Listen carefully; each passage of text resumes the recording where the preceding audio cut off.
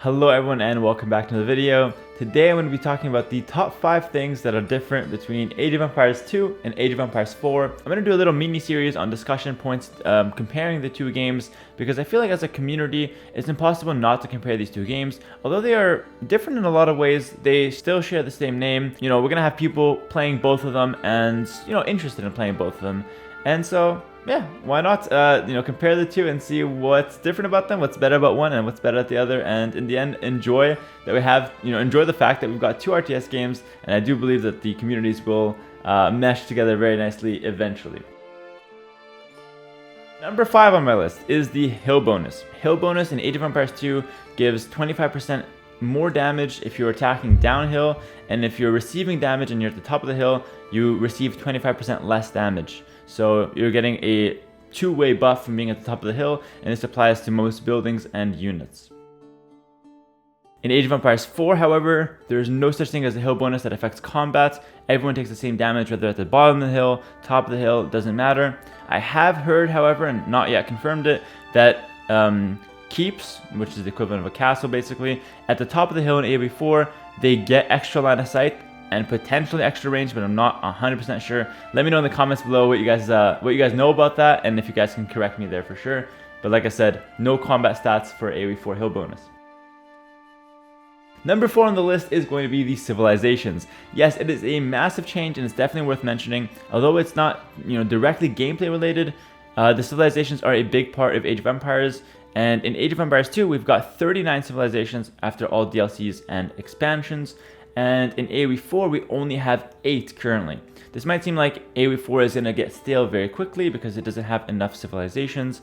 However, it must be noted that these civilizations in AoE4 are drastically different from one another. And knowing how to play one civilization will not mean anything if you pick up another civilization. Like for example, the Mongols are completely different from the French.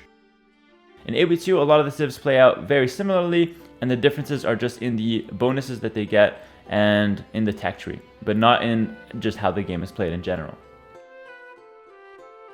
Number 3 is unit abilities. Now, I will admit that AoE2 in recent years did get a couple unit abilities like the Couturier, which now has like a charge attack that does more damage if it's off cooldown.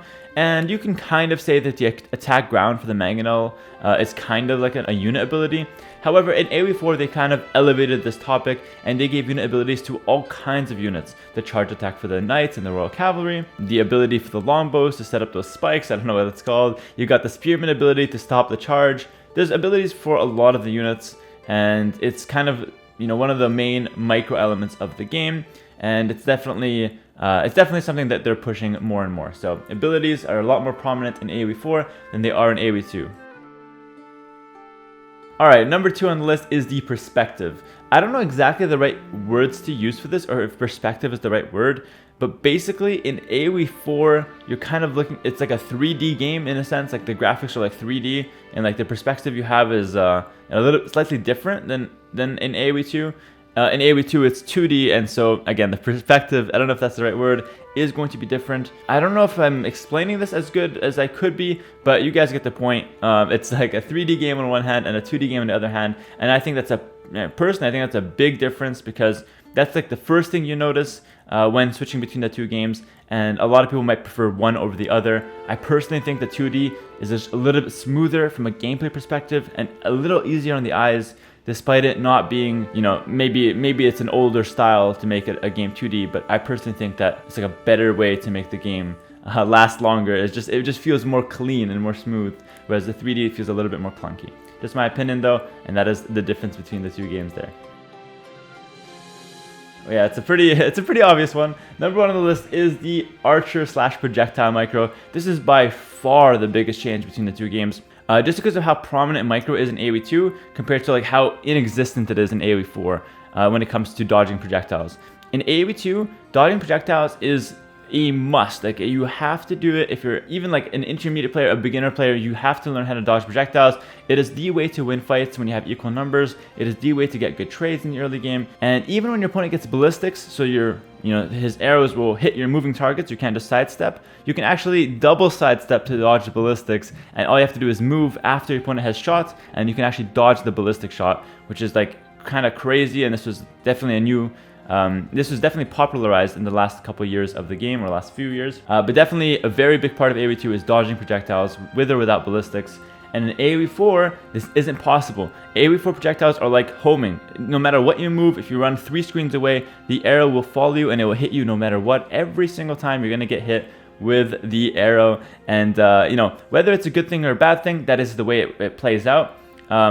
Even Siege will hit every time, except the Mangonel, that you can dodge a little bit, but other Siege weapons will hit every single time, like the Springald, which is the equivalent of like the Scorpion. It hits every time from long range. And yeah, you just can't dodge projectiles. So microing in AoE4 compared to AoE2, well, it's like inexistent in one and like the main thing in the other. So this is by far the biggest change.